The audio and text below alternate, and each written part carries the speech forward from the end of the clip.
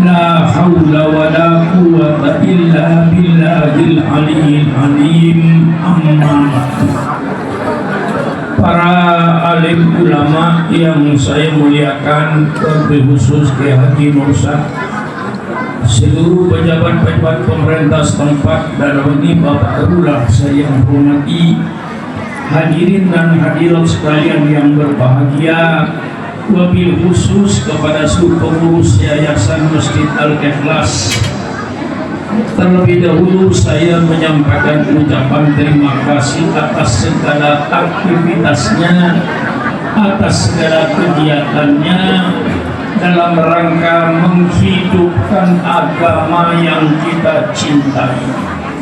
Sekali lagi saya katakan, dalam rangka menghidupkan agama yang kita cintai di negara kesatuan Republik Indonesia ini. Siapa yang akan menghidupkan Islam kalau tidak umat Islam sendiri? Juga saya sampaikan ucapan terima kasih atas segala pengorbanan. Selalu saya menitik beratkan kepada pengorbanan dan pengorbanan. Karena tidak ada satu cita-cita, tidak ada satu kemauan yang akan berhasil tanpa adanya pengorbanan. Negara Kesatuan Republik Indonesia ini berdiri bukan hadiah dari Belanda. Negara Kesatuan Republik Indonesia ini merdeka bukan hadiah dari Jepang. Negara Kesatuan Republik Indonesia dibangun di atas aliran darah bangsa Indonesia, dibangun di atas aliran dan cucuran air mata rakyat Indonesia.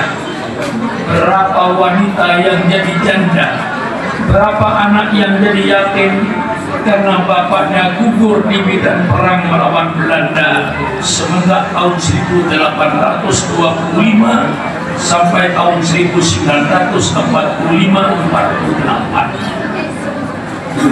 Peperangan yang selalu dilakukan oleh kesultanan karena pada umumnya Indonesia waktu itu dikuasai oleh para sultan, baik di Sumatera, di Jawa, di Kalimantan, di Sulawesi, di Maluku. Banyaklah di situ kesultanan, Sultan Boni di Makassar, Sultan Ternate, Sultan Tidore, Sultan Pontianak, dan seterusnya. Ini mereka bergerak untuk melawan penjajahan Belanda dengan pengorbanan orang sebelum kita dahulu. Alhamdulillah kita tidak jadi korban. Oleh sebab itu kita yang ada sekarang dituntut untuk berkorban. Untuk siapa kita berkorban? Untuk anak cucu kita nanti agar tidak jadi korban. Ketika ibu sholat subuh pada waktu pagi dengan membaca doa qunut, Allahumma hdini fiman hadait wa afini fiman afid, pernahkah ibu terpikir apakah anak saya nanti masih baca qunut seperti saya? Ketika bapak-bapak sujud sembahyang maghrib tadi, Subhana rabbiyal a'la wa bihamdi, Subhana rabbiyal a'la wa bihamdi, Subhana rabbiyal a'la wa bihamdi. Pernahkah bapak terpikir apakah anak saya nanti sujud seperti saya? Apakah cucu saya nanti sujud seperti saya? Apakah anak cucu saya nanti sujud seperti saya? Ini diperlukan pengorbanan untuk menghidupkan Islam. Dengan pengorbanan, alhamdulillah kita tidak hidup di jalur Gaza, kita tidak hidup di Palestina, kita hidup di negara kesatuan Republik Islam, negara yang aman. Bapak-bapak dan ibu-ibu tidak perlu berkorban jiwa, cukup berkorban harta sesuai dengan perintah Allah, wajahidu bi amwalikum wa anfusikum, berjuanglah engkau dengan hartamu. Kalau perlu dengan jiwamu, tapi di Indonesia tidak perlu jiwa, cukup dengan harta. Oleh sebab itu, kalau ingin kingdom Islam itu hidup, semua umat Islam yang ada di depan saya ini, mulai malam ini janji, saya wajib membiayai Islam. Semua orang, bapak-bapak, ibu-ibu, dalam hatinya saya wajib membiayai Islam, karena menghidupkan Islam perlu biaya. Mari kita berkorban sebagian hartanya, khususnya para perokok. Usikum wa iyaya binafsi bitaqwallah. Hormatilah apa yang dihormati oleh Allah, muliakan apa yang dimuliakan oleh Allah. Kalau ingin menjadi orang yang mulia, di antaranya Allah memuliakan hari Jumat. Inna yaumal jum'ati sayyidul ayyam. Mari semua perokok mulai malam ini pasang niat. Malam ini, malam Kamis, besok malam Jumat, niat hari Jumat saya berhenti merokok 1 hari. Saya hormati hari Jumat, saya tidak merokok pada hari Jumat. Sabtu merokok, Minggu merokok, Senin merokok, Selasa merokok, Rabu merokok, Kamis merokok. Senin, Kamis, Jumat saya berhenti merokok untuk memuliakan hari Jumat. Uang rokok saya kasih ke Masjid Al-Ikhlas. Alhamdulillah. Subhanallah, subhanallah. Bagaimana jayanya Masjid Al-Ikhlas. Hari orang Kedaung, kalau kau masukkan ke terowongan masjid punya 1.000-2.000, engkau bukan beramal, tapi engkau sedang menghina agamamu sendiri. Menghina agama itu, tidak menghargai agamanya. Duit 1.000 apa artinya, 2.000 apa artinya, dikasih anaknya pun kagak mau. Masa Islam 1.000-2.000? Penghinaan. Ya, saya kasarin. Kalau nggak dikasarin nggak paham-paham. Betul tidak? Apa artinya uang rokok untuk Islam, untuk membela Nabi Muhammad yang kita peringati sekarang ini? Kalau semua umat Islam siap membela Islam, insya Allah pemimpin Islam nanti kokoh dan kuat. Kalau umat Islam tidak mau membela Islam, saya khawatir nanti pemimpin Islam yang ada menjadi pemimpin boneka. Bagaimana pemimpin boneka? Pemimpin Islam, pemimpin organisasi Islam, tapi berpikirannya Yahudi karena dapat duit dari Yahudi. Ini bahayanya kalau kita tidak mau memilih Islam ini. Maka jangan ada peringatan maulid, tidak ada hasilnya. Bu, matanya melotot dipanggil nggak nyawa. Maaf Bu, di tempat saya Bu, kalau matanya melotot dipanggil nggak nyawa, itu namanya ikan asin. Bu, baru takut juga akan ikan asin. Ibu yang umurnya sudah 55-60, saya kira pakai gelang emas, pakai kalung emas tidak nambah cantik Bu. Betul tidak? Ya mudah-mudahan sama-sama panjang umur Bu ya. Tapi kalau ibu mati duluan Bu, suaminya masih umur 60 tahun, kira-kira kawin lagi apa tidak? Jujur, kawin lagi apa tidak? Kawin lagi Bu. Begitu dibuka lemarinya Bu, kalung ibu dikasihkan sama istri muda. Gelang itu diambil dipakaikan sama istri mudanya. Saya yakin ibu di kuburan gigit 5 jari Bu. Ya Allah, itu gelang saya. Ya Allah, itu kalung saya dipakai oleh istri mudanya. Ibu di kuburan menderita. indahnya kalau kalungnya kasih sama pesantren, kalungnya kasih sama masjid, kasih sama yayasan-yayasan. Bu, bapak-bapak, saya keluarkan hadis sengaja Pak Lurah, saya terjemahkan ekstrim. Hadis bunyinya begini: al-kayyisu man dana nafsahu wa amila li ba'dal maut. Al-kayyisu orang yang berotak. Bapak punya otak enggak?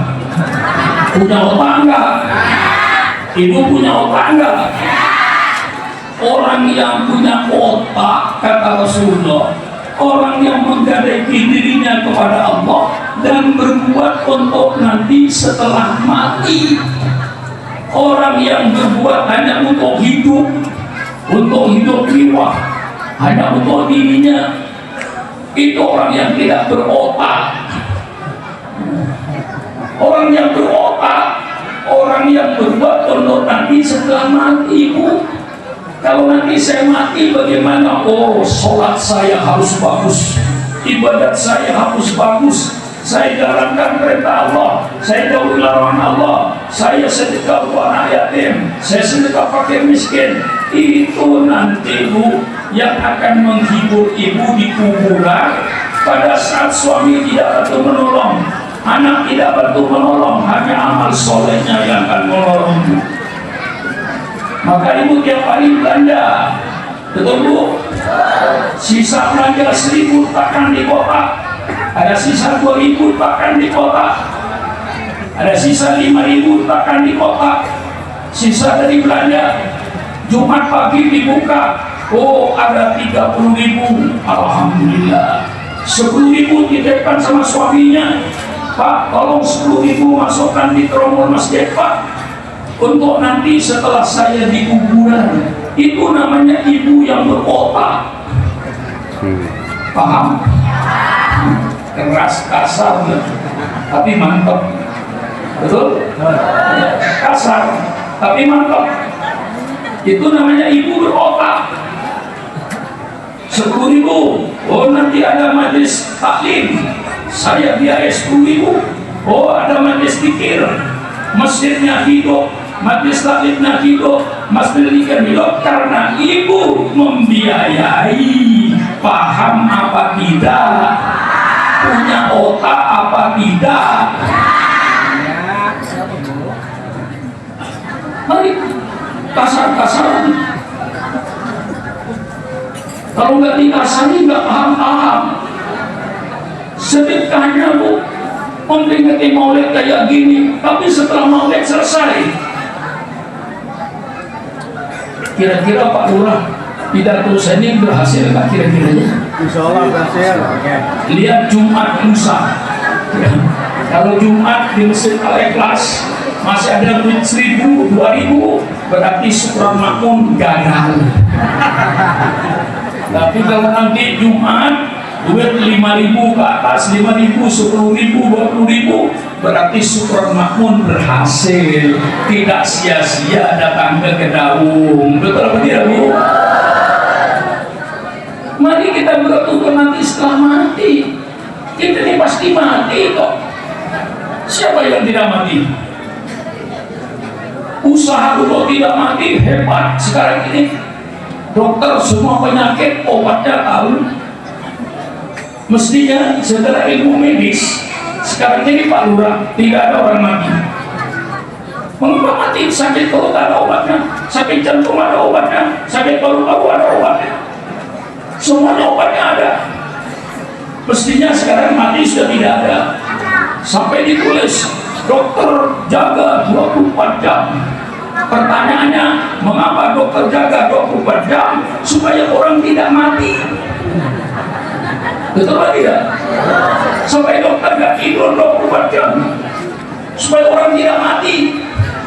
Apotek dibuka di kota seperti di Blok M, apotek dibuka 24 jam gak tidur, orang jual obat. Mengapa mereka tidak tidur? Supaya orang tidak mati. Tapi nyatanya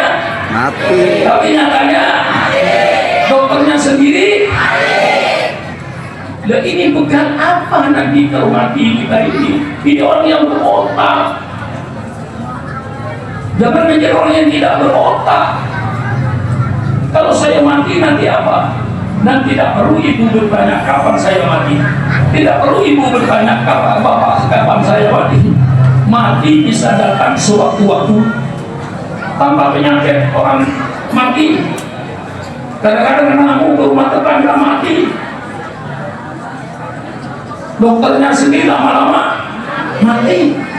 Dan ini yang sudah pasti, mati itu pasti. Tidak usah ibu bertanya kapan saya kedatangan tamu. Tidak perlu, tamu itu bisa sewaktu-waktu datang. Yang perlu bukan kapan datangnya tamu, persiapan apa seandainya tamu saya datang. Kopinya, kuenya siapkan. Sewaktu-waktu tamu datang, alhamdulillah. Mati sewaktu-waktu datang, Bu. Tidak pakai sakit kadang-kadang mati. Nah, apa persiapannya untuk setelah mati? Itu orang yang berotak. Kalau orangnya sibuk dengan dunia, cari kemewahan, tanpa memikirkan nanti setelah mati, itu orang yang tidak berotak.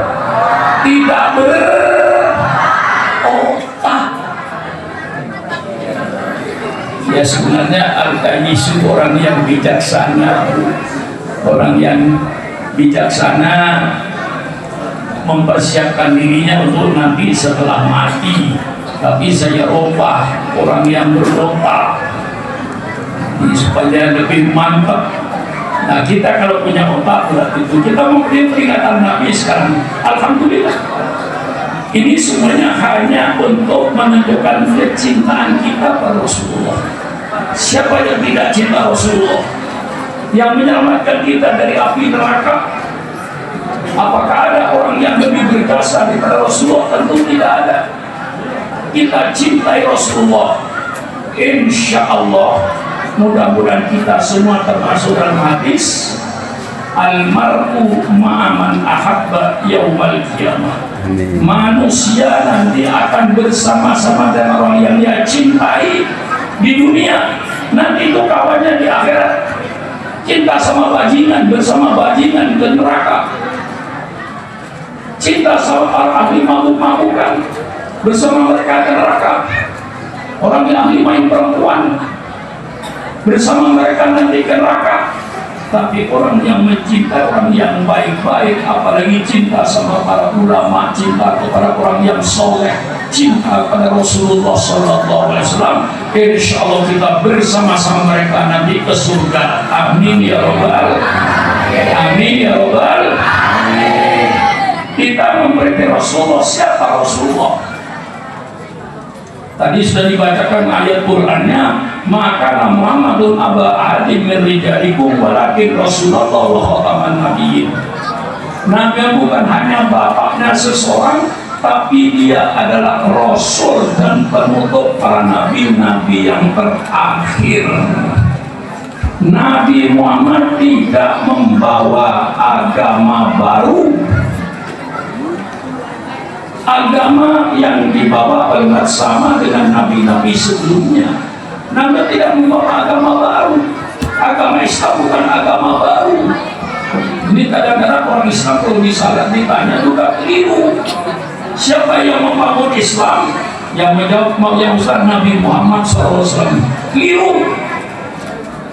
Jawaban yang lengkap, siapa yang membangun agama Islam? Agama Islam dibangun oleh 25 Rasul. Mulai Nabi Adam. Nabi Adam datang membangun agama Islam, mengajak umatnya beriman kepada Allah Subhanahu wa ta'ala, pencipta alam semesta, sujud hanya kepada Allah, bukan sujud kepada Nabi Adam. Dan Nabi Adam bersama-sama dengan umatnya sujud kepada Allah. Ini tauhid, mengesahkan Allah. Datang Nabi Nuh tidak membawa agama baru. Nabi Nuh mengajak umatnya supaya beriman kepada Allah, sujud kepada Allah pencipta alam semesta, bukan sujud kepada Nabi Nuh. Dan Nabi Nuh bersama-sama dengan umatnya sujud kepada Allah. Allah pencipta alam semesta. Datang Nabi Ibrahim tidak membawa agama baru. Nabi Ibrahim mengajak umatnya beriman kepada Allah pencipta alam semesta, sujud kepada Allah, bukan sujud kepada Nabi Ibrahim. Dan Nabi Ibrahim bersama-sama dengan umatnya sujud kepada Allah. Datang Nabi Musa alaihissalam. Nabi Musa datang tidak membawa agama baru. Nabi Musa datang menyempurnakan agama yang sudah dibangun oleh nabi-nabi sebelumnya. Nabi Musa mengajak umatnya beriman kepada Allah, sujud kepada Allah, bukan sujud kepada Nabi Musa. Dan Nabi Musa bersama-sama dengan umatnya sujud kepada Allah Subhanahu wa Ta'ala. Setelah kita disebut Yesus Kristus, persilakan. Menurut Al-Quran, Nabi Isa datang tidak membawa agama baru. Nabi Isa datang mengajak umatnya agar beriman kepada Allah pencipta alam semesta, sujud kepada Allah, bukan sujud kepada Nabi Isa. Dan Nabi Isa bersama-sama dengan umatnya sujud kepada Allah Subhanahu wa Ta'ala. Datang junjungan kita Nabi besar Muhammad SAW tidak membawa agama baru. Nabi menyempurnakan. Dengan datangnya Nabi Muhammad, agama Allah sempurna. Jadi menurut ilmu bangunan, Rasulullah bukan finishing, menyelesaikan bangunan, tidak membawa agama, tidak membangun agama baru, menyelesaikan agama yang sudah dibangun oleh 24 Rasul sebelumnya. Nabi Isa, Nabi yang ke-24, Nabi yang ke-25, Nabi yang terakhir. Disitulah Allah menyatakan agama Islam diproklamirkan ke seluruh dunia. Setelah selesai pembangunannya, biasa Pak Lurah kalau tidak pembangunan, kalau selesai kan gunting kita. Setelah pembangunan Islam ini selesai, dengan datangnya Nabi Muhammad, pembangunan Islam selesai, sempurna. Disitulah Allah memproklamirkan Al-yawma akmaltu lakum dinakum wa atmamtu alaikum nikmati wa raditu lakumul Islam dinan. Pada hari ini telah saya sempurnakan agamamu. Al-Quran 30 juz sudah diturunkan semua, siap untuk mengatur kehidupan manusia di dunia dan mengatur kehidupan manusia di akhirat. Wa atmamtu alaikum nikmati, dan telah saya sempurnakan nikmatku, kata Allah. Menurut ulama tafsir, sempurnanya nikmat Allah ini dengan datangnya Nabi Muhammad SAW. Seandainya Nabi Muhammad belum datang, nikmat Allah belum sempurna. Quran 30 juz sudah turun yang akan menjelaskan Al-Quran, sudah dilahirkan oleh Allah Subhanahu wa Ta'ala. Oleh sebab itu Allah mendeklarasikan agama Islam ke seluruh dunia. Wa raditu lakumul Islam dinan, kata Allah, bukan kata Sukron Makmun. Kata Allah, saya ridho, saya rela Islam sebagai agamamu. Sudah selesai pembangunannya, sempurna. Datang Nabi Nuh menyempurnakan, Nabi Ibrahim menyempurnakan, Nabi Musa menyempurnakan dengan kitab Tauratnya, Nabi Daud menyempurnakan dengan kitab Zaburnya, Nabi Isa menyempurnakan dengan kitab Injilnya. Tapi yang kita percaya yang asli, bukan yang ada di toko-toko itu. Yang kita percaya pada Injil, Injil yang asli. Mana Injil yang asli? Firman Allah yang diberikan oleh Allah kepada Nabi Isa untuk disampaikan pada kaumnya, dan tidak ada perkataan Nabi Isa, tidak ada perkataan pendeta-pendeta itu. Itu kitab Injil. Kitab Taurat itu firman Allah yang Allah berikan kepada Nabi Musa untuk disampaikan kepada umatnya, dan tidak ada perkataan Nabi Musa, dan tidak ada perkataan pendeta-pendeta pada waktu itu. murni firman Allah. Itu Taurat yang asli, itu Injil yang asli, itu Zabur yang asli, yang kita wajib meyakini. Kita wajib percaya pada kitab Injil, kita wajib percaya pada kitab Taurat, kita wajib percaya pada Zabur. Tidak percaya, kita tidak masuk orang mukmin. Rukun iman percaya pada kitab-kitab Allah. Tapi setelah Allah turunkan Al-Quran 30 juz, semua kitab ini ditarik oleh Allah menjadi kitab Injil yang asli. Cari di pojokan bumi tidak akan ketemu. Menjadi kitab Taurat yang asli tidak akan ketemu. Mungkin sekarang sudah lebih dari 500 manuskrip Bible. Ada 5 Injil. 1 Injil Matius yang ditulis oleh orang yang bernama Matius. 2 Injil Markus yang ditulis oleh orang yang bernama Markus. 3 Injil Yahya yang ditulis orang yang bernama Yahya. 4 Injil Lukas yang ditulis orang bernama Lukas. Ada 1 Injil yang tidak boleh dibaca oleh orang gereja, namanya Injil Barnabas. Injil ini ditulis oleh orang namanya Barnabas. Mengapa Injil Barnabas tidak boleh dibaca? Karena isinya mirip dengan Al-Quran. Sudah saya baca. Yang bahasa Indonesia saya baca, yang bahasa Arab saya baca.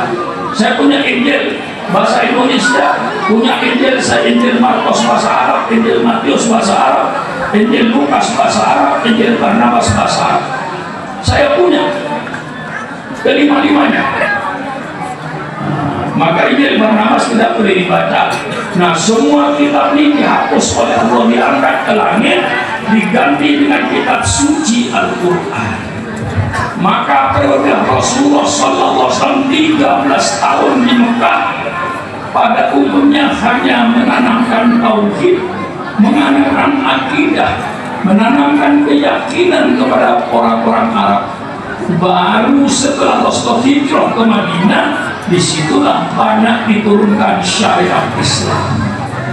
Setelah Rasulullah hijrah ke Madinah, dengan segala penderitaan sebelum hijrah, Rasulullah itu pertama kali melaksanakan dakwah sembunyi-sembunyi dari pintu ke pintu karena diancam oleh orang kafir Quraisy. Tapi begitu Allah perintahkan fasda bima tu'mar wa a'rid 'anil jahilin, sekarang saatnya kau Muhammad berdakwah secara terang-terangan, tidak usah sembunyi-sembunyi. Disitulah Rasulullah mengalami ancaman, kekerasan, pembunuhan, penyiksaan. Sayyidina Bilal diikat tangannya, diseret di padang pasir, perutnya dikasih batu supaya mereka kembali kepada kafir, tetapi tidak menggoyahkan imannya Sayyidina Bilal. Biar diseret di padang pasir, perutnya dikasih batu, dia tetap mengucapkan ahad, ahad, ahad, Allah yang Maha Esa. Dengan kekerasan, dengan pembunuhan, semuanya tidak berhasil, tidak mampu untuk memadamkan api Islam yang mulai menyala di kota Mekah untuk merangi kegelapan-kegelapan kota Mekah. Akhirnya karena dengan kekerasan tidak berhasil, dirubah dengan embargo ekonomi, di boikot ekonominya. Di dinding Ka'bah itu ditulis pengumuman seluruh bangsa Arab tidak boleh mengadakan hubungan dagang dengan umat Islam, khususnya di bidang pangan, supaya Nabi Muhammad dengan pengikut-pengikutnya mati kelaparan. Maka Pak Lurah, kekerasan itu bukan politik baru. Kadang-kadang pemerintahan yang dolim, kalau sudah tidak dapat jalan, kejam, menangkap orang yang tidak bersalah, masukkan penjara si A, si B. Nah, Rasul mengalami politik itu. Rasul mengalami politik embargo ekonomi. Maka ketika Libya dan Irak diembargo ekonominya oleh Amerika Serikat, saya katakan, hai bangsa Libya, hai bangsa Irak, Bukan kalian yang pertama merasakan embargo ekonomi. Nabimu 1400 tahun yang lalu mengalami embargo ekonomi. Tapi embargo ekonomi pun tidak mampu untuk memadamkan api Islam. Justru api Islam semakin membesar untuk menerangi kegelapan-kegelapan kota Mekah ini. Dengan politik embargo ekonomi tidak berhasil, dirubah lagi politiknya dengan politik damai. Abu Thalib didatangi oleh bangsa Quraisy. Hai Abu Thalib, engkau kan pamannya Muhammad. Muhammad itu ponakanmu. Coba tanya sama ponakanmu itu maunya apa. Kalau Muhammad ingin jadi raja, tahta kedudukan, kami siap mengangkat Muhammad jadi raja dengan syarat berhenti jadi nabi, berhenti menyebarkan agamanya. Kami angkat jadi raja. Apa maunya Muhammad? Kalau ingin jadi orang kaya, kami seluruh penduduk Mekah siap menyerahkan kekayaan kami kepada Muhammad, sehingga Muhammad menjadi orang yang terkaya di kota Mekah ini. Abu Thalib tanya sama ponakanmu, kira-kiranya maunya apa? Kalau dia tuh ingin kawin dengan gadis di kota Mekah ini, saya kumpulkan gadis-gadis kota Mekah ini, persilakan nomor kawin 1, 2, 3, 4, 5, 6, 7, 8 dan seterusnya, dengan syarat berhenti menyebarkan agamanya. Kira-kira Pak Lurah kalau ditawarkan sama orang sekarang, kira-kira gimana ya?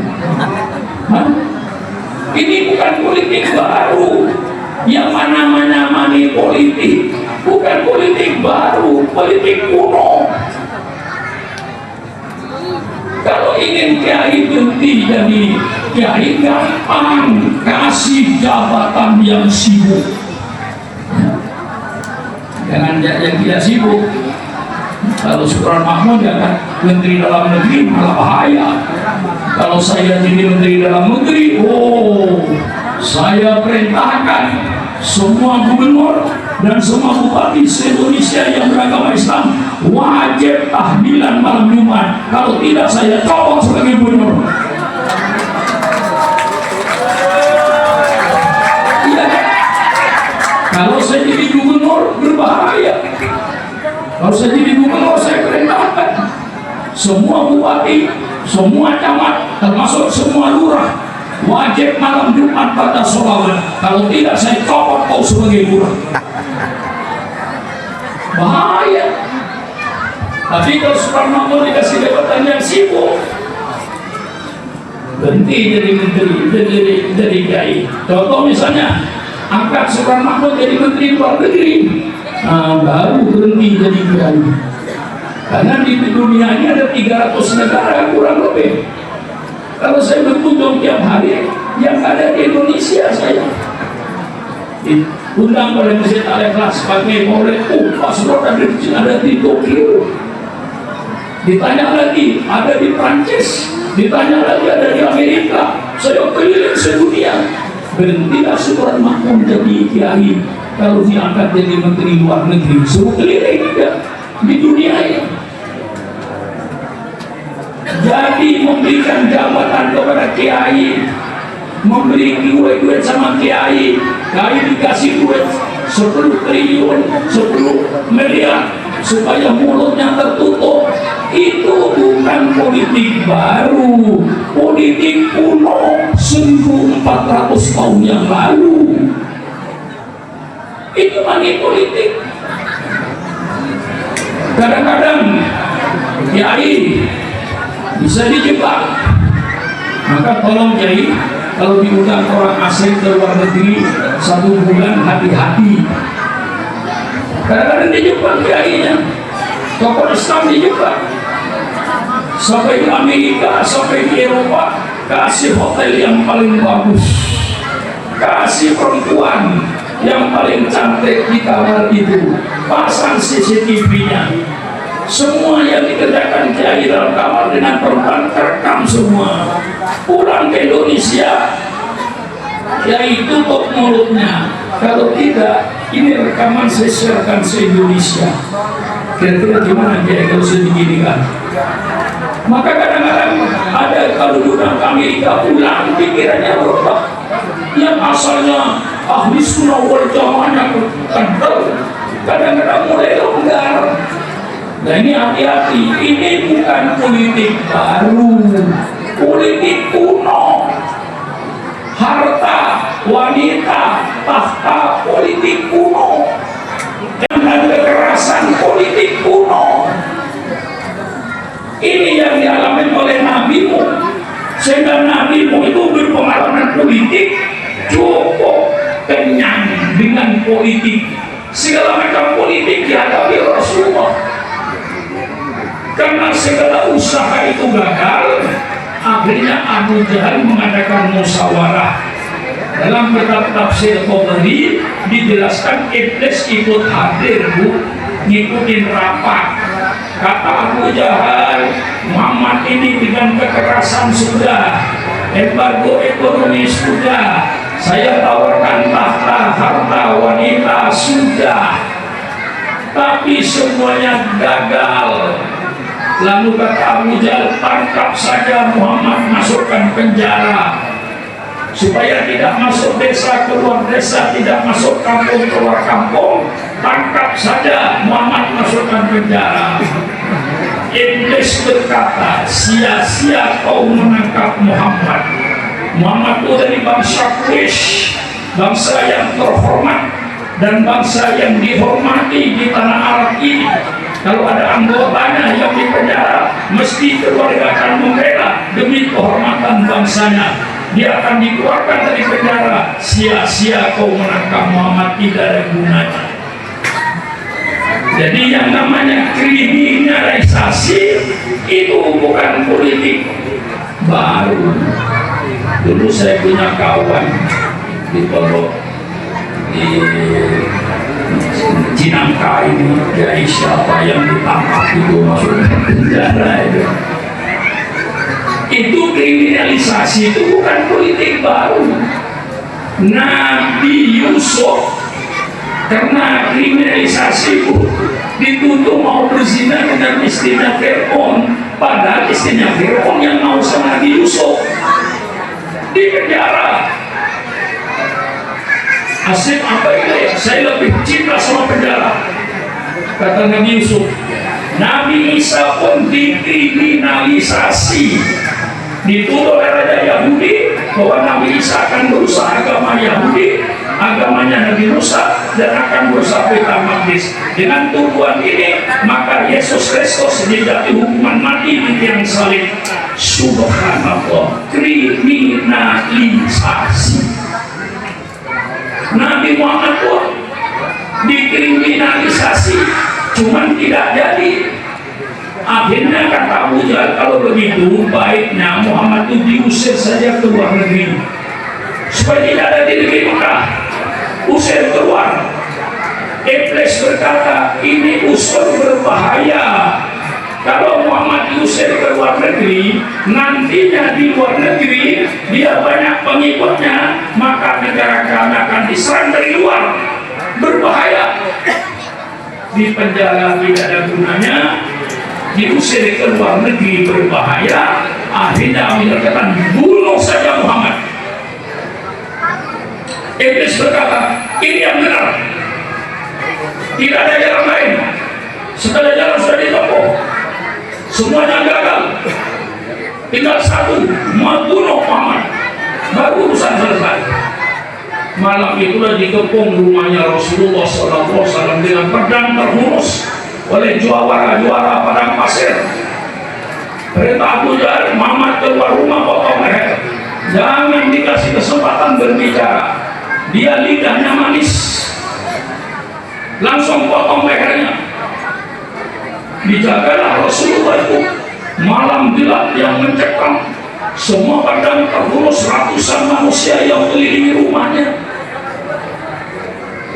Mereka Jibril turun tengah malam, ya Rasulullah, malam ini Allah perintahkan kau untuk meninggalkan kota Mekah. agar tidak jadi penumpahan darah. Itu semua sejarah dibikin oleh Allah untuk jadikan pelajaran. Dengan isyarat dari Allah dia ambil pasir, baca ayat kursi, baca qul huwallahu ahad, qul binas, baca sebagian surat yasin, wa ja'alna min baini aydihim saddan wa min khalfihim saddan fa'ashaynahum fahum la yubsirun. Dilempar pasir tertidur semua. Rasul melangkah di tengah-tengah mereka itu dengan keadaan yang mencekam. Seandainya ada satu bot yang bangun, mesti dipotong lehernya. Alhamdulillah Rasulullah selamat dengan lindungan Allah. Langsung masuk ke rumahnya Abu Bakar Siddiq. Abu Bakar Siddiq heran, malam-malam ada Pak Rasulullah, malam ini perintah Allah datang, saya dan kau disuruh meninggalkan kota Mekah. Kota Mekah yang sangat dicintai Rasulullah, tumpah darahnya, benar tidak cinta dengan kelahirannya, tapi karena sudah perintah Allah, kedua-duanya berangkat.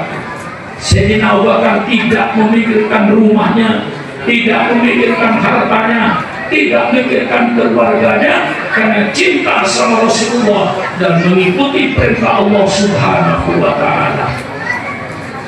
Itulah satu-satunya sahabat yang mempraktekkan firman sabda Nabi, la yu'minu ahadukum hatta akuna ahabba ilaihi min malihi wa waladihi wa walidihi wa nasi ajmain.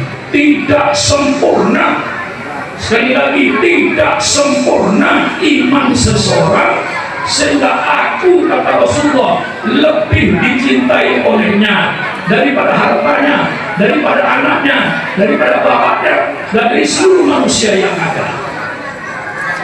Bu, saya tidak melarang ibu cinta sama suaminya. Cinta nggak sama suaminya? Yang tidak menjawab saya doakan, mudah-mudahan suaminya kawin lagi. Ya, terus enggak kita. Yang tadi batal dulu, tidak jadi.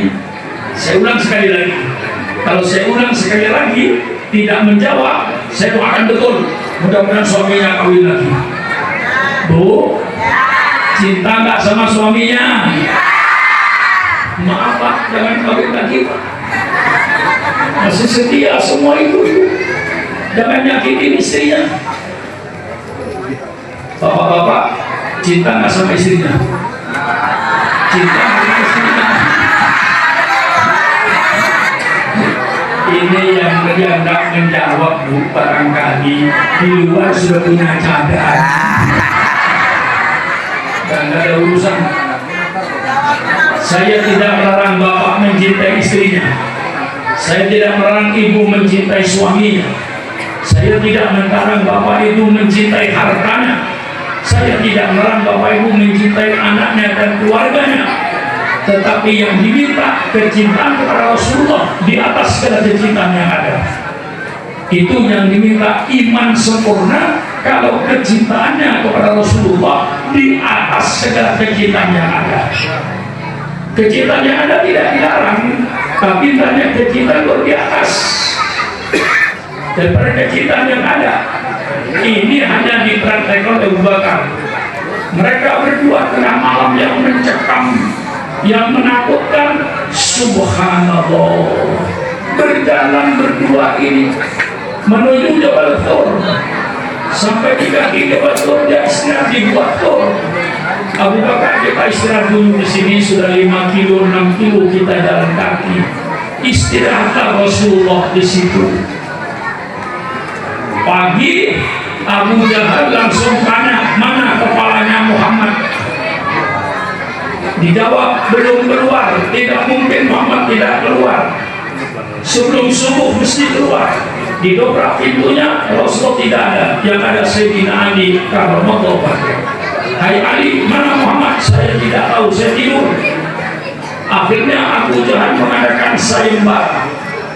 Barang siapa yang menemukan Muhammad hidup atau mati, maka hadiahnya 300 unta.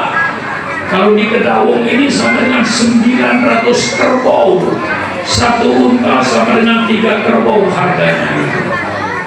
Semua mencari, karena di padang pasir dan penduduk tidak banyak, Bu. Kaki 4 kelihatan. Ini pasti kakinya Muhammad dan kakinya Abu Bakar. Terus. Tapi Allah membuat tipuan kepada mereka, tipuan yang bagus. Labah-labah disuruh bikin sarang yang rapi, lalu merpati disuruh bertelur. Sarangnya labah-labah menutup lubang gua itu rapi, tidak ada yang robek. Begitu mereka sampai di mendekati lubang gua, semuanya teriak. Tidak ada orang. Kalau ada orang mesti sarang laba-laba itu robek. Nyatanya sarang laba-laba tidak robek, berarti tidak ada orang. Balik mereka semuanya. Rasulullah istirahat selama 3 hari, menunggu redupnya yang mencari. Setelah 3 hari baru Rasulullah keluar dari Gua Thur bersama Abu Bakar menuju kota Madinah. Tidak lewat jalan yang biasa, Bu, lewat jalan tikus. Naik gunung turun gunung, naik gunung turun gunung, naik gunung turun gunung. Yang ibu-ibu tahu yang sudah umroh atau haji, bagaimana gunung di padang pasir, gak ada pohon, gak ada mata air, tidak seperti Jakarta Sukabumi. Ada air itu yang kira Rasul sampailah ke Madinah. Disambutlah oleh umat Islam di Madinah ini dengan sebaik-baiknya, kemudian mendirikan masjid. Dengan berjalannya waktu, maka akhirnya Rasulullah mendirikan negara Madinah. Jadi kalau kita uswatun Nabi, wajib mendirikan negara. Diteruskan oleh Khulafaur Rasyidin, Sayyidina Abu Bakar, Sayyidina Umar, Sayyidina Ali, dengan sistem khilafah itu terjadi suatu negara. Maka menurut ulama, ijma ulama, mendirikan negara hukumnya fardu kifayah. Kalau tidak ada yang mendirikan negara, semua umat berdosa. Mengapa? Karena kalau tidak ada negara, tidak ada pemerintah, bangsa itu akan menjadi bangsa barbar, bangsa yang arogan, bangsa yang semau gue, yang kuat menindas yang lemah, yang kaya menindas yang miskin. Hukum tidak ada, yang jadi hukum hanya hawa nafsunya. Itu bahayanya kalau tidak ada negara. Maka Rasulullah mendirikan negara Madinah. Apakah negara Madinah itu sah sebagai sebuah negara? Menurut undang-undang internasional sekarang ini sah. Karena negara ini, Bu, disebut negara ini, Bu, supaya cerdas, supaya kita jadi warga negara ini jangan jadi warga negara yang membebek, jangan menjadi warga negara kebo, yang hanya ditarik hidungnya nurut, itu namanya warga negara kebo. Jangan menjadi warga negara bebek, ngikut kayak bebek, tapi harus menjadi warga negara yang cerdas. Kita tahu apa yang disebut negara ini. Yang disebut negara itu 4 unsur. Pertama, teritorial, daerah. Alhamdulillah Indonesia dari Sabang sampai Merauke, Rasulullah punya kota Madinah dan sekitarnya. Yang kedua, ada penduduknya. Di Madinah ada penduduk bermacam-macam suku. Demi Aus, demi Khazraj, 2 suku yang tidak pernah padam api peperangannya sepanjang tahun. Itu penduduknya bermacam-macam suku bangsa. Lalu yang ketiga, adanya pemimpinnya Rasulullah SAW. Ada undang-undang yang dipakai, undang-undangnya Al-Quran dan Sunnah Rasulullah. Maka secara hukum internasional, negara yang dibangun Nabi Muhammad sah sebagai satu negara. Maka dari situlah sampai ulama Rasyidin, lalu ulama membuat hukum, wajib hukumnya mendirikan negara. Kalau tidak ada negara, tidak ada pemerintahan, maka bangsa itu menjadi arogan. Rasul menghadapi suku bangsa yang pluralistik, bermacam-macam suku, bermacam-macam agama, tapi Rasul dapat disatukan menjadi satu bangsa Madinah dengan yang piagam Madinah. Inti dari piagam Madinah itu bahwa hak-hak minoritas dilindungi, itu intinya. Sama dengan di Indonesia, alhamdulillah kita di negara kesatuan Republik yang bermacam-macam suku, bermacam-macam, kita hidup rukun, hidup damai, saling hormat menghormati, saling harga menghargai antar umat beragama. Tapi bukan berarti membenarkan semua agama, membenarkan semua agama kafir, murtad. Toleransi itu bukan membenarkan semua agama, Bu. Toleransi menghormati, menghargai. Orang ke gereja mau ke gereja, kita hargai, jangan diganggu. Orang Cina mau ke kelenteng, persilakan, tidak usah kita ganggu. Kita hidup rukun, damai, saling hormat menghormati, saling harga menghargai, tapi bukan berarti membenarkan semua agama. Membenarkan semua agama hukumnya kafir, murtad. Itu saya tegas, Bu. Ya, karena nanti kalau saya tidak tegas, di kuburan saya yang akan memikul dosa saudara. Saya harus tegas. Di mana toleransi itu maksudnya? Bukan membenarkan semua agama. Kalau agama sudah jelas, waraditu lakumul Islam dina, kata Allah, bukan kata Supramakmun. Kata Allah, saya ridho, saya rela Islam sebagai agamamu.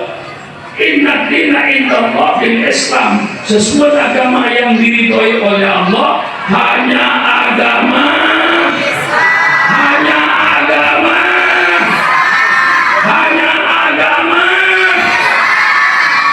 Itu mantapkan.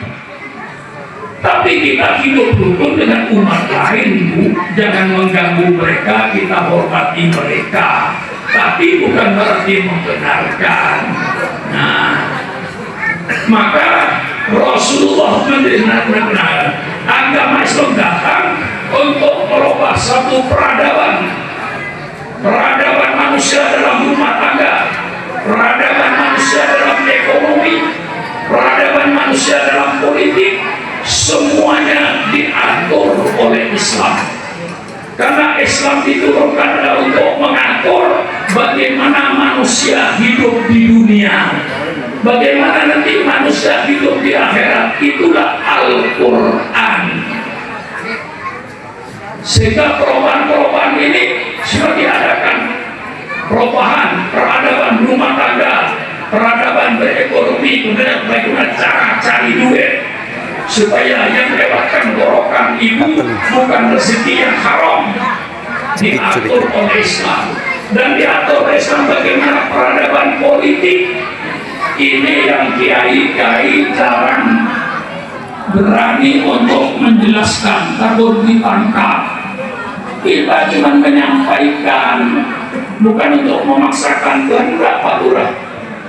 Karena dalam Al-Quran, huwaladzi arsala rasulahu bil huda wa dinil haq, dialah Allah yang mengutus utusan dengan petunjuk, dengan agama yang benar, liyudhhirahu, agar petunjuk dan agama Allah ditampakkan, petunjuk dan agama Allah diperlihatkan, petunjuk dan agama Allah dipamerkan, supaya mereka tahu, oh itu petunjuk Allah, itu agama yang datang dari Allah, sehingga menjadi pertimbangan di antara manusia.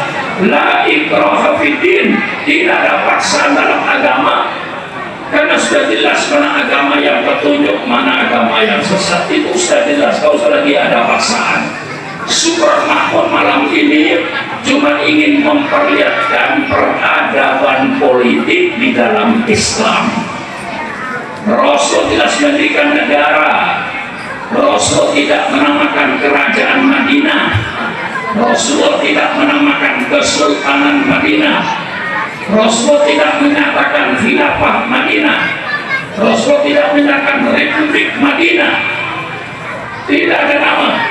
Yang ada adalah negara Madinah. Ini hebatnya Islam. Kenapa? Islam tidak mementingkan nama. Nama tidak penting, bentuk tidak penting. Yang penting isinya. Paham bu? Gelas ada yang bentuk botol kayak gini, ada gelas kayak gini, ada kakinya, ada yang tidak ada kakinya. Bentuk gelas tidak penting. Yang penting isinya gelas. Paham? Bentuk negara nggak penting bu. Yang penting isinya negara itu. Mau berbentuk kerajaan kayak Saudi Arabia tidak bertentangan dengan Islam. Ayat kerajaan Allahumma malikal mulki tu'til mulka man tasha wa tanzi'ul mulka mimman tasha wa tu'izzu man tasha wa tudhillu man tasha. Ini ayat kerajaan. Mau kerajaan persilakan.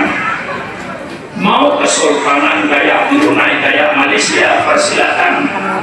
Dalam Al-Quran kita waj'alni min ladunka sultanan nasira.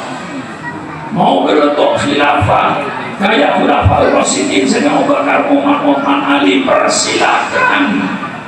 Ya Daud, inna ja'alnaka khalifatan fil ardi. Mau bentuk republik kayak Indonesia, kata Quran, persilakan. Pemerintahan rakyat, wa amruhum syura bainahum, semua di Quran bentuk negara ada. Yang penting bukan bentuk negaranya, yang penting isinya negara itu. Mau bentuk kerajaan kayak Saudi Arabia, persilakan. Yang penting perintah Allah jalankan, larangan Allah jauhi. Subhanallah. Mau bentuk kesultanan kayak Brunei, persilakan. Yang penting bukan bentuknya, yang penting isinya. Laksanakan perintah Allah, jauhi larangan Allah. Mau bentuk khilafah, persilakan. Yang penting jalankan perintah Allah, jauhi larangan Allah. Itu kita bernegara. Mau bentuk republik kayak Indonesia, persilakan. Yang penting perintah Allah jalankan, larangan Allah jauhi. Paham bu? Paham bu? Cerdas jadi rakyat. Jangan jadi rakyat kayak bebek, jadi rakyat kayak kebo.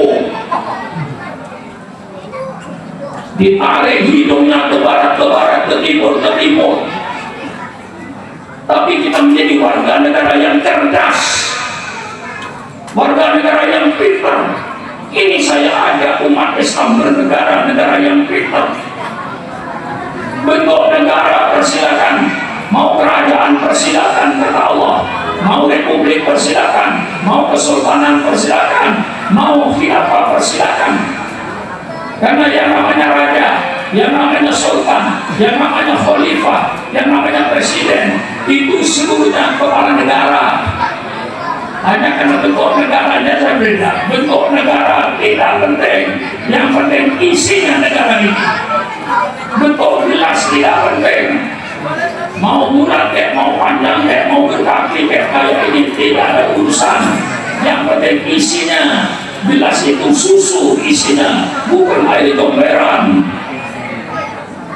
Berapa banyaknya negara berbentuk kerajaan, tapi lebih demokrasi daripada republik. Contoh kerajaan Inggris, contoh kerajaan Belanda, contoh kerajaan Jepang. Pemerintahannya demokrasi, tapi banyak menamakan dirinya republik, pemimpinnya presiden, tapi karena presidennya diktator, presidennya otoriter. Contohnya di Afrika yang bernama Idi Amin. Idi Amin itu negaranya republik, dia presiden, tapi kejamnya lebih kejam dari raja. Apa artinya nama? Yang penting isinya. Nah, di situ saudara, bagaimana? Sadar, dan cerdas. Saya wajib mencerdaskan anak bangsa ini. Nah, ini bernegara. Bentuk tidak penting, yang penting isinya. Dalam politik Islam sifatnya pemimpin negara, apakah itu raja, apakah itu sultan, apakah itu khalifah, atau presiden, keempat-empatnya sifatnya harus sidik, amanah, tapi fakonah. Subhanallah, mana ada politik yang lebih indah daripada politik Islam? Rajanya sidik, jujur, presidennya jujur, khalifahnya jujur, sultannya jujur. Cari pemimpin yang jujur, jangan menjadi pemimpin yang suka membohongin rakyat. Hancur negaranya karena pemimpinnya bohong. Betul apa tidak? Jangan pilih pemimpin yang suka bohong. Lihat perkataannya dengan perbuatannya sama apa tidak. Jangan memilih pemimpin yang pandai merekayasa pencitraan. Merekayasa pencitraan itu satu pembohongan, penipuan terhadap rakyat.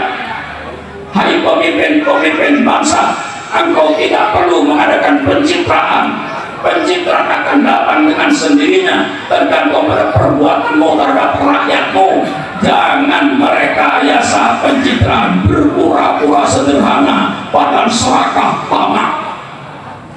Bagaimana penjelasan ini? Hah? Cerdas jadi rakyat. Cerdas jadi rakyat.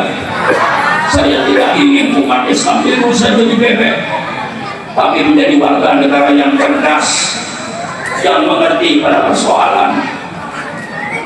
Semua pemimpin, baik raja, baik khalifah, maupun sultan, maupun presiden, sifat yang empat: sidik, jujur, amanah, terpercaya, jangan berkhianat. Allah membuat kekayaan alam ini untuk bangsa Indonesia.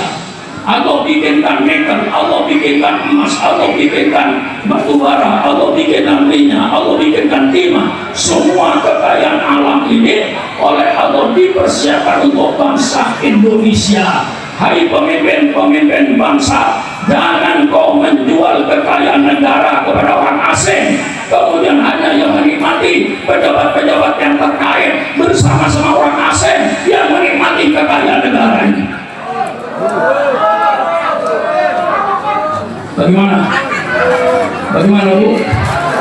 Kalau seandainya kekayaan alam dikelola Bu, insya Allah rakyat Indonesia ini kaya. Contoh Pak Lurah yang jelas di depan mata kita, dua gunung Irian, gunung emas di Irian habis diangkut Amerika. Lihat rakyat Iriannya masih telanjang, sekolahnya masih mundur, tidak seperti kita sekolah-sekolah ini SMP, SMA-nya tidak masuk ke kampung-kampung, rakyatnya masih telanjang. Padahal dua bukit emas sudah habis dikerok oleh Amerika Serikat bersama pejabat-pejabat terkait yang makan kenikmatannya itu. Loh, saya harus berkata yang benar.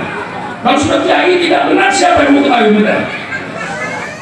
Kalau kiainya sering bohong, untuk kiainya pengkhianat, hancurlah bangsa ini.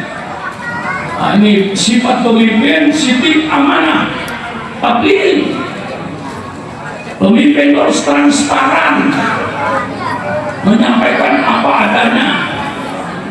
Itu sifat pemimpin. Jangan sampai berbohong, sampai berkhianat. Pemimpin, pilih pemimpin yang fatonah, pemimpin yang cerdas, pemimpin yang mengerti politik dalam negeri, dan pemimpin yang mengerti politik luar negeri.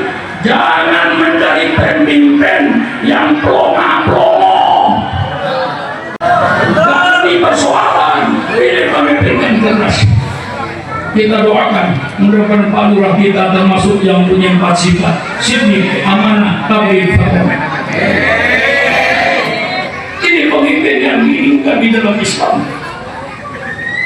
Pemimpin yang jujur, pemimpin yang amanah, pemimpin yang adil, yang menyampaikan kebenaran bukan menyampaikan kebohongan. Fatonah, pemimpin yang cerdas. Karena kalau pemimpinnya blongo, ditanya oleh rakyat tidak pernah menjawab. tanda-tanda pemimpin goblok. Tahu tanda-tandanya? Saya kasih tahu. Tanda-tandanya pemimpin goblok, kalau ditanya orang lain yang suruh menjawab. Pemimpinnya nggak pernah menjawab. Ditanya wartawan nggak menjawab, ditanya ini nggak tahu. Orang lain disuruh menjawab. Itu berarti pemimpinnya goblok.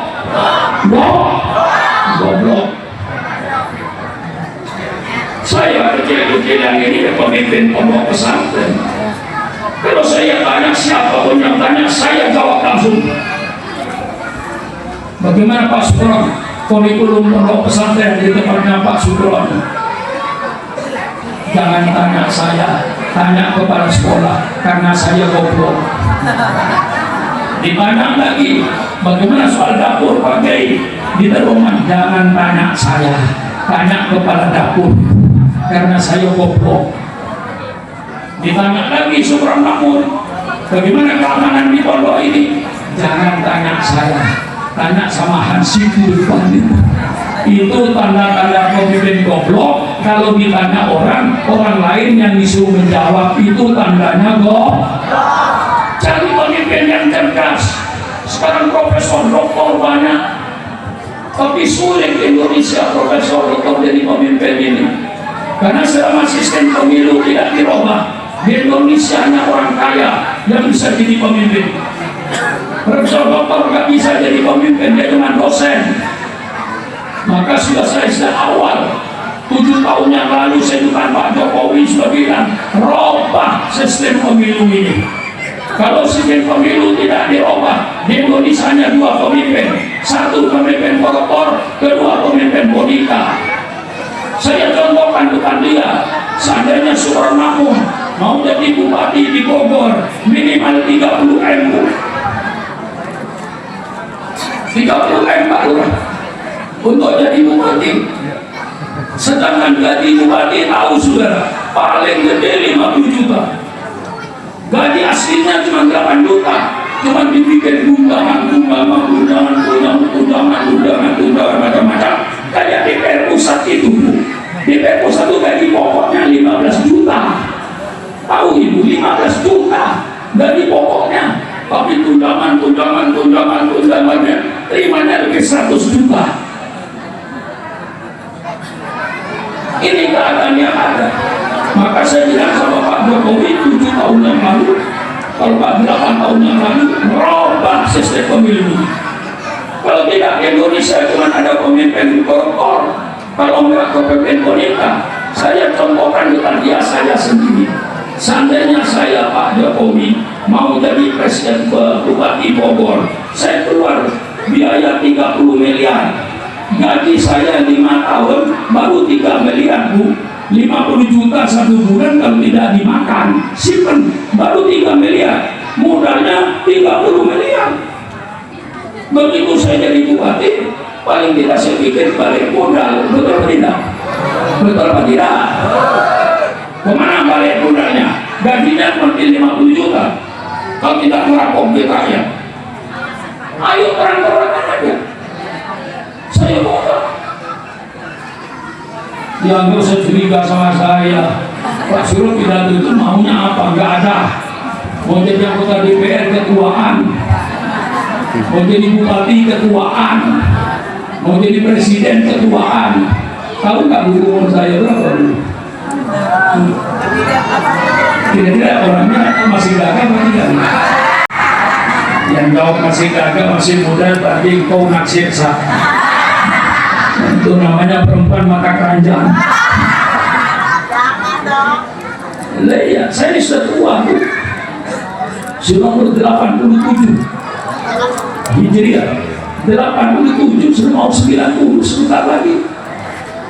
Sudah gak ada pikiran DPR, gak ada pikiran mau jadi menteri, gak ada pikiran jadi gubernur, gak ada. Yang ada kuburan depan mata saya.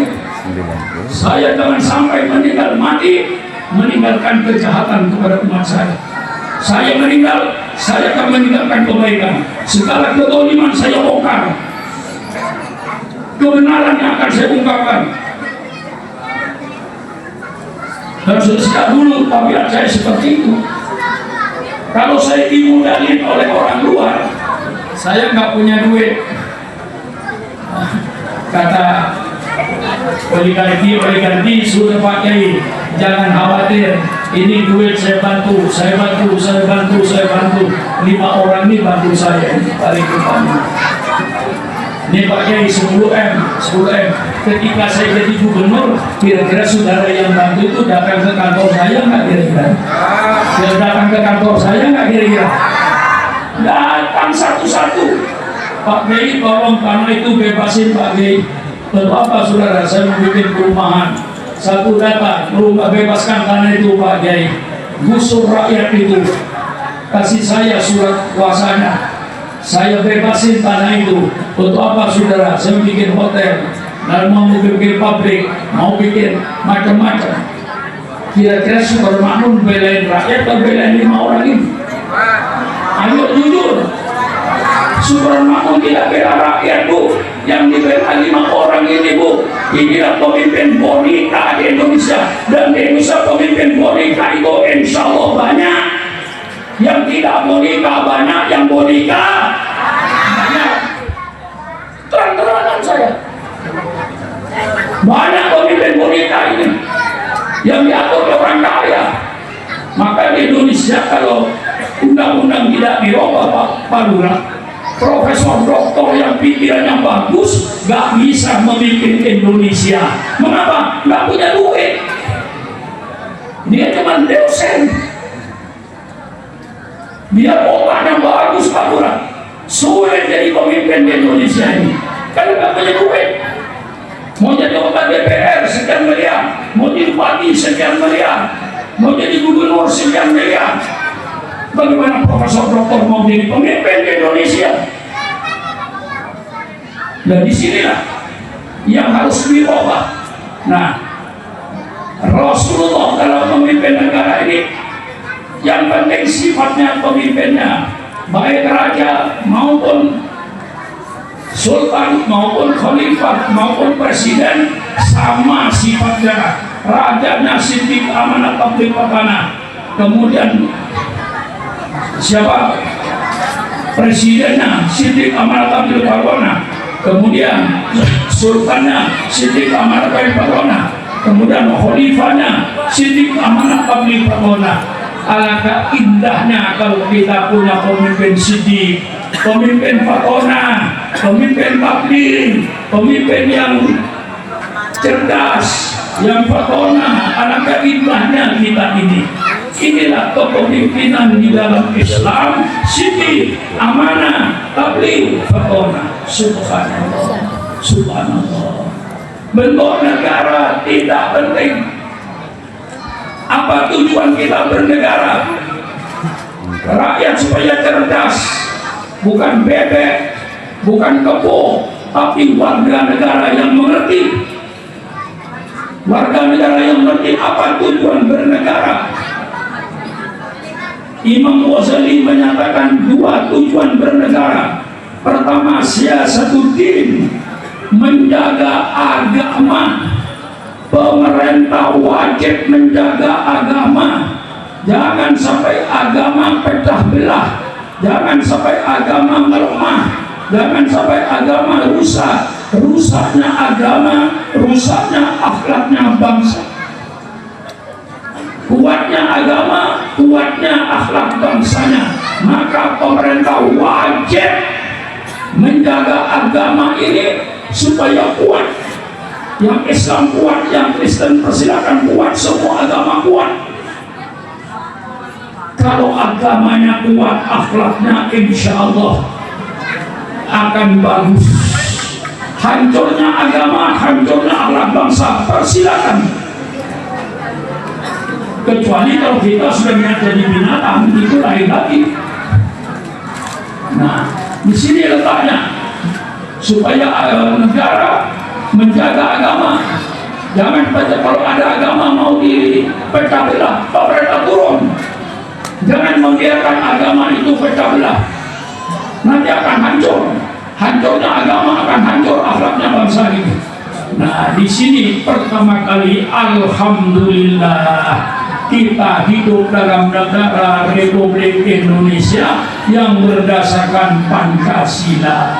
Alhamdulillah, dengan ketuhanan yang Maha Esa.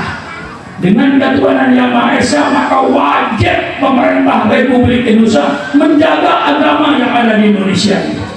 Keutuhan agama yang ada di Indonesia ini harus dijaga oleh pemerintah. Kalau tidak, berarti pemerintahnya tidak menjalankan Pancasila. Karena dalam Pancasila ketuhanan yang Maha Esa menjadi tempat yang pertama, maka pemerintah wajib menjaga agama di negara Republik Indonesia ini. Yang kedua, kita memberikan negara itu tujuan apa, Bu? Siasatul dunia, politik yang berkaitan dengan dunia. Yang berkaitan dengan dunia apa, Bu?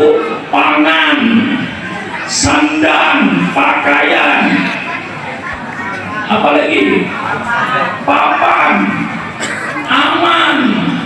Ini jadi kalau di Indonesia ada rakyat yang mati kelaparan tidak makan, berarti pemerintahnya belum berhasil.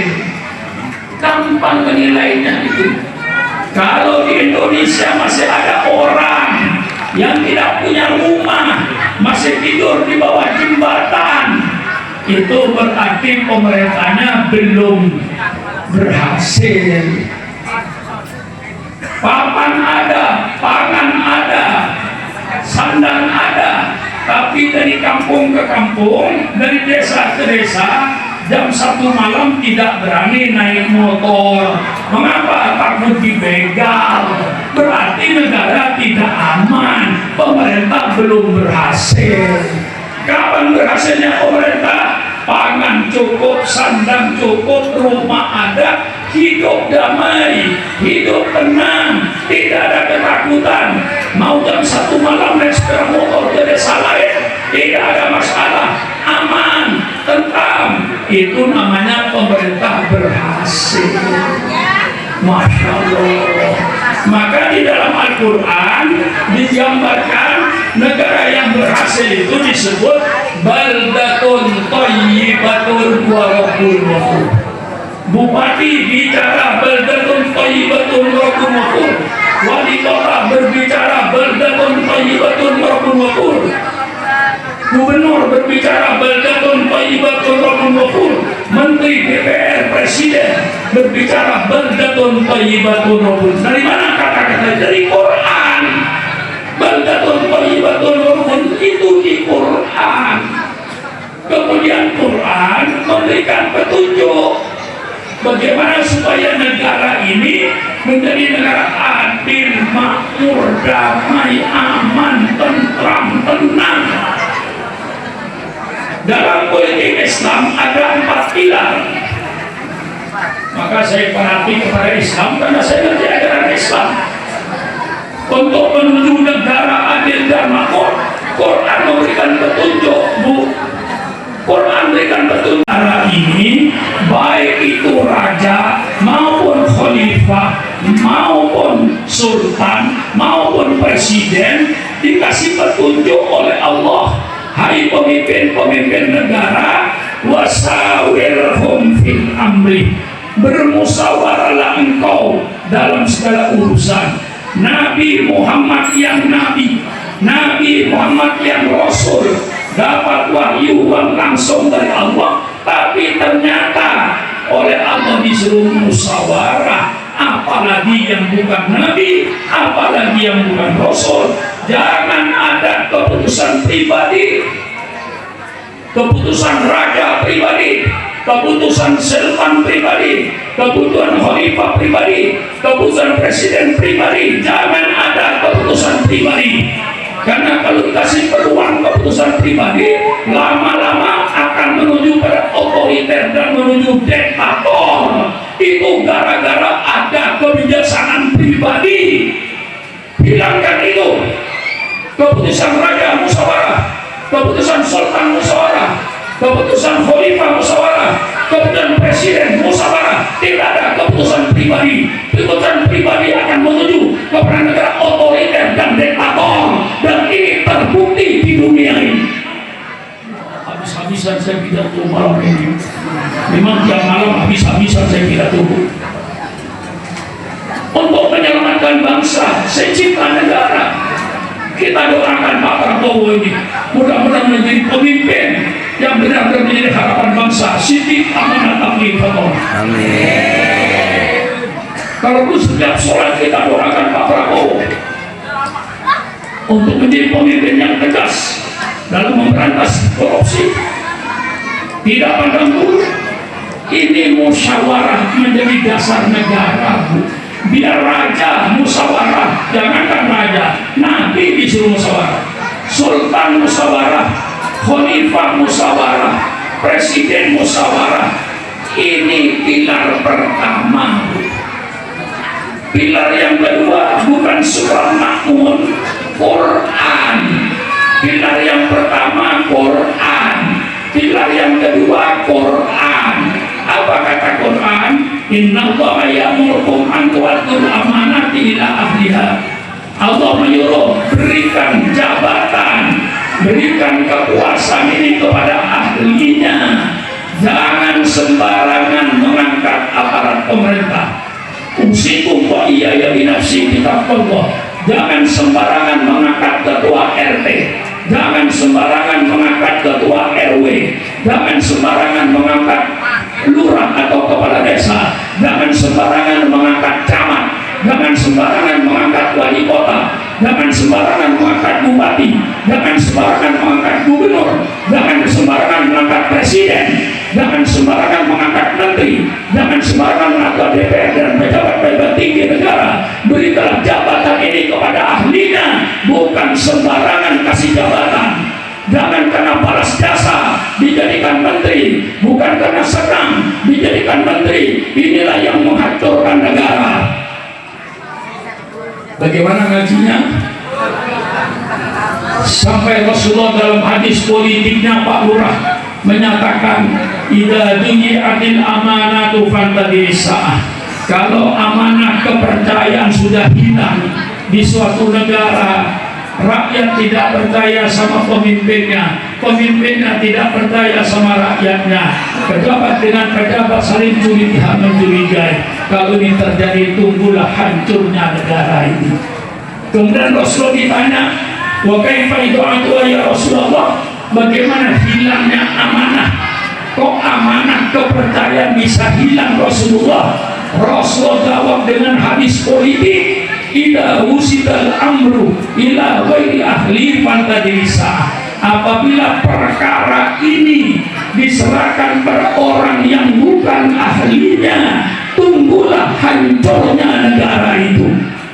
Subhanallah, subhanallah.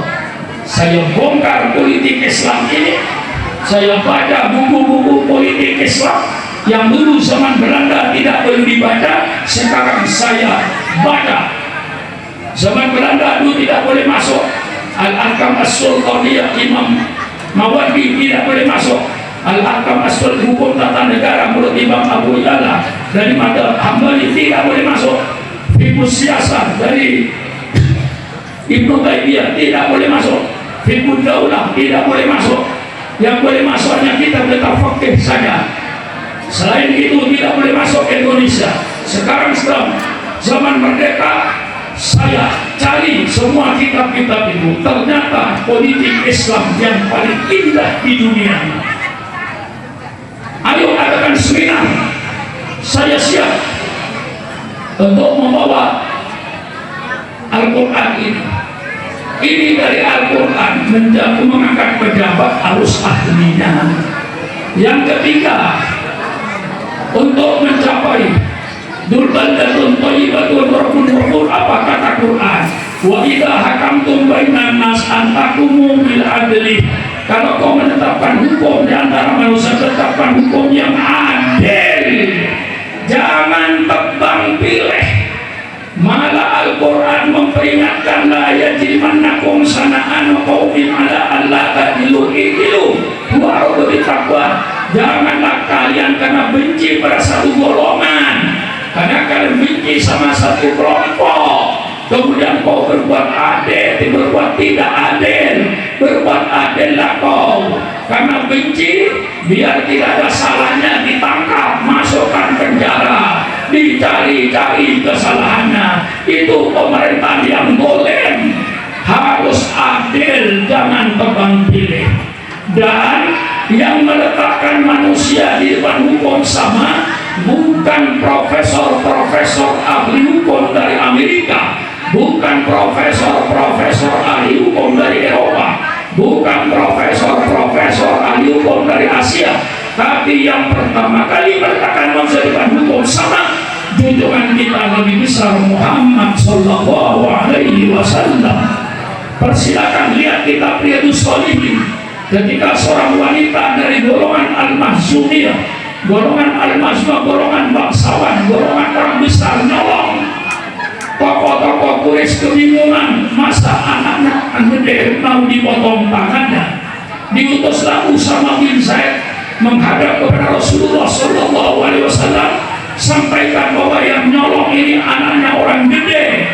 Apakah ada hukum selain potong tangan? Usama menyampaikan kepada Rasulullah apa adanya.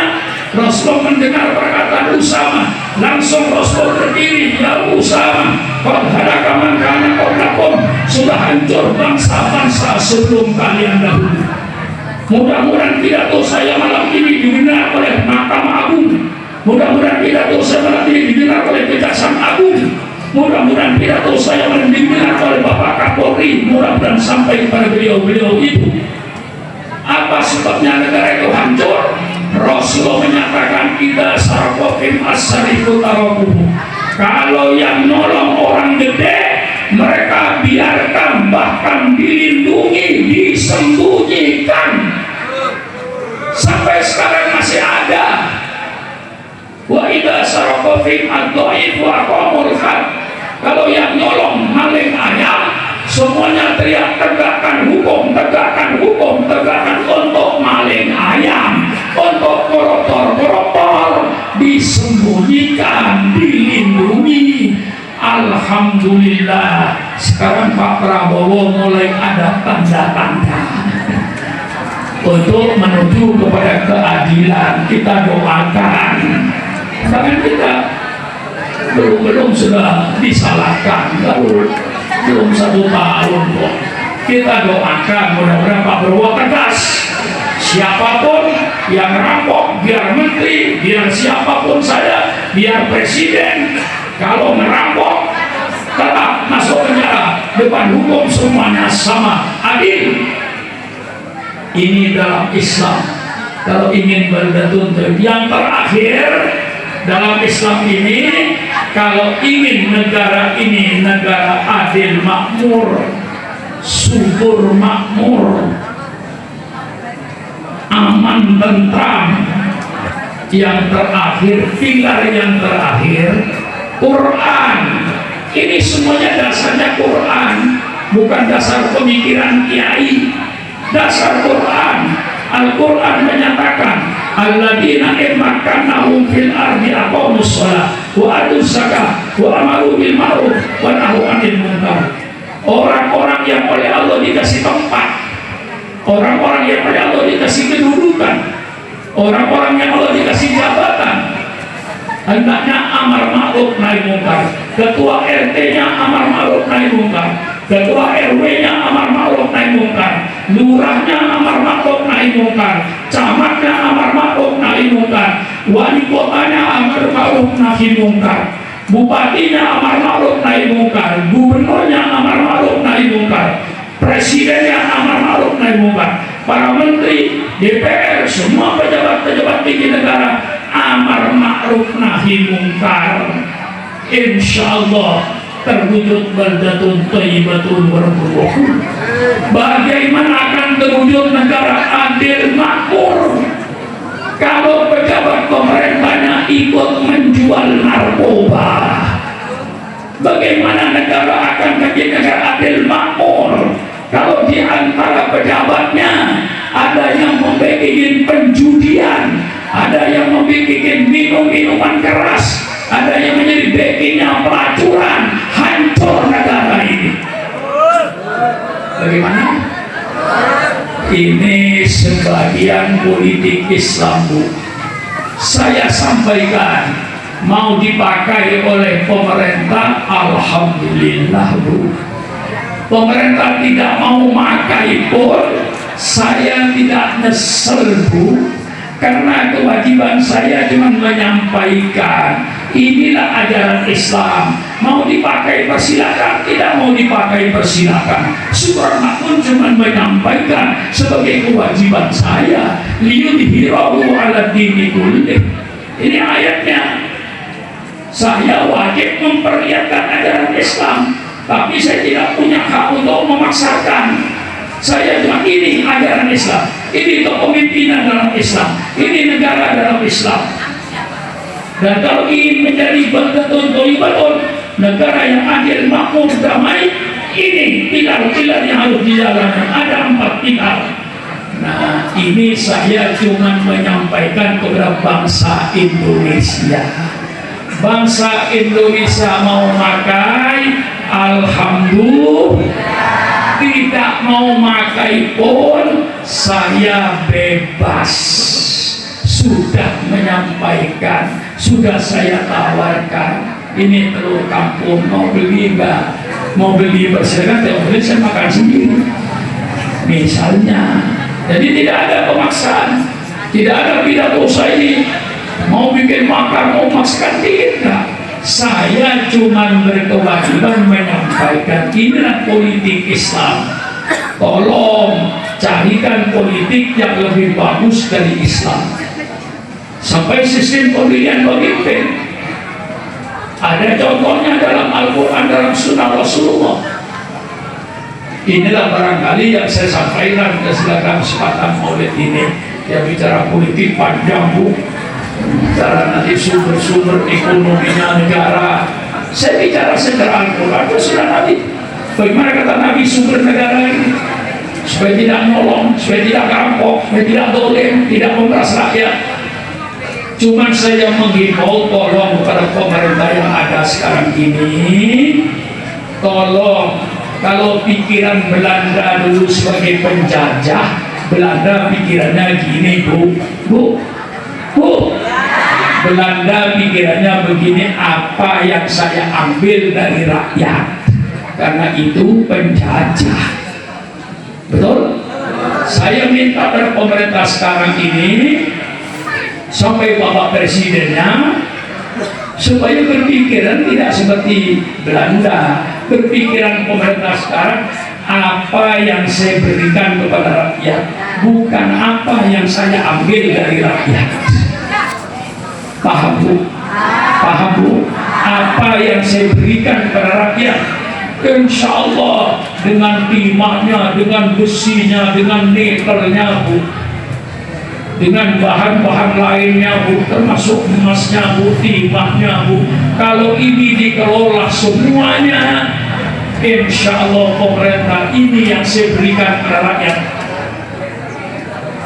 Kalau perlu rakyat yang umurnya sudah lansia kayak Pak Lurah tadi, umur 65 ke atas, tinggal daftar ke kelurahan untuk 5 pensiunan, walaupun bukan pegawai negeri, karena dia sudah tidak bisa kerja.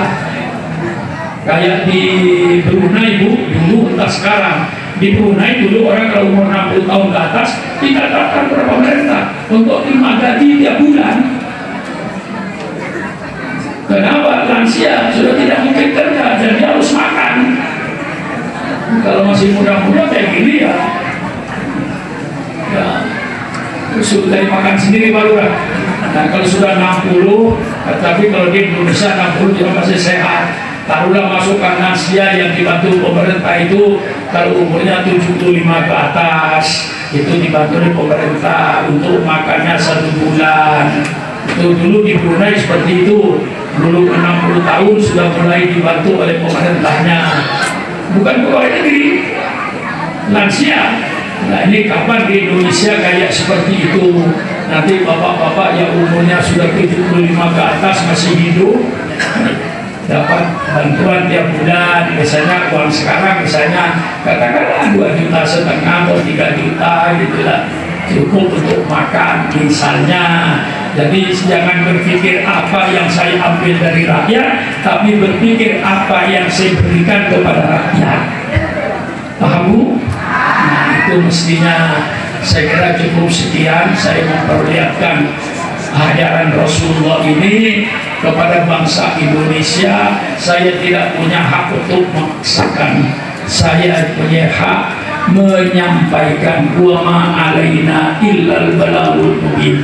Kewajiban saya menyampaikan ini dari Quran. Inilah petunjuk Allah, inilah Quran. Anda mau makan, alhamdulillah. Tidak mau memakai, kewajiban saya selesai menyampaikan aja. Nggak usah memaksakan kehendak. Negara kita negara demokrasi. Inilah dari saya. Mudah-mudahan Pak Lurah kita, pemimpin-pemimpin kita yang ada sekarang, termasuk Pak Prabowo, kita doakan mudah-mudahan menjadi pemimpin yang sidik, amanah, tabligh, fatona. Ini harapan kita. Kurang lebihnya saya minta maaf. Sekali lagi terima kasih pada panitia atas segala pengorbanannya. Lalu ingat pidato saya, setiap orang yang ada di depan saya, Ibu ada di depan saya kan Bu ya? Ya Bu ya? Berbicara dulu, saya wajib membiayai Islam. Apa 10.000, apa 50.000, ada 100, apa 1 juta, itu terserah. Tapi saya wajib membiayai Islam. Ya, termasuk masjid yang ada di desanya, majelis taklim yang ada di desanya, majelis zikir yang ada di desanya. Bagaimanapun dihidupkan, saya wajib membiayai masjid, saya wajib membiayai majelis zikir, saya wajib membiayai majelis taklim dan seterusnya, sehingga masjidnya hidup, majelis zikirnya hidup, majelis taklimnya Islamnya hidup. Paham Bu? Ya, pidato saya ini kira-kira berhasil nggak kira-kira ya? Nah, berhasil nggak kira-kira? Tunggu lusa, besok masih Kamis kan? Tunggu lusa, Jumat ada sekretaris masjidnya, ada bagian keuangannya. Kalau nanti pada Jumat di Masjid Al-Ikhlas duit 1.000, 2.000 nggak ada, yang ada 5.000, 10.000, berarti surah makmum berhasil. Alhamdulillah. Tapi kalau nanti pada Jumat Pak Lurah masih numpuk duit ribuan dan duit 2.000-an, berarti surah makmum gagal. Sia-sia saya datang malam begitu saya berkorban ini. Tapi mudah-mudahan tidak gagal. Minimal perokok-perokok mulai sekarang ikuti nasihat saya. Jumat pagi saya berhenti merokok. Uang rokok saya bagi. Kalau itu uang rokok saya 20.000, 10.000-nya ke masjid, 10.000-nya untuk majelis taklim dan lain-lainnya. Saya wajib membiayai Islam. Kalau ini menjadi pikiran Bapak mulai hari ini, insya Allah Pak, Islam di Indonesia akan hidup dan bukan menjadi pengemis-pengemis yang membawa ke kantor-kantor mengemis minta duit. Tapi kita mampu membiayai masjid sendiri, mampu membiayai masjid taklim sendiri, mampu membiayai masjid zikir sendiri. Islam hidup dengan umat Islam sehingga tidak diatur oleh orang lain. Paham? Sekian saja, kurang lebihnya saya ucap terima kasih kepada Bapak Lurah. Saya ucap terima kasih yang alhamdulillah mulai dari awal sampai akhir mendengarkan apa yang saya sampaikan. Mudah-mudahan menjadi pemasukan kepada beliau. Kita doakan beliau mudah-mudahan menjadi pemimpin sidik, amanah, tabligh, fatona.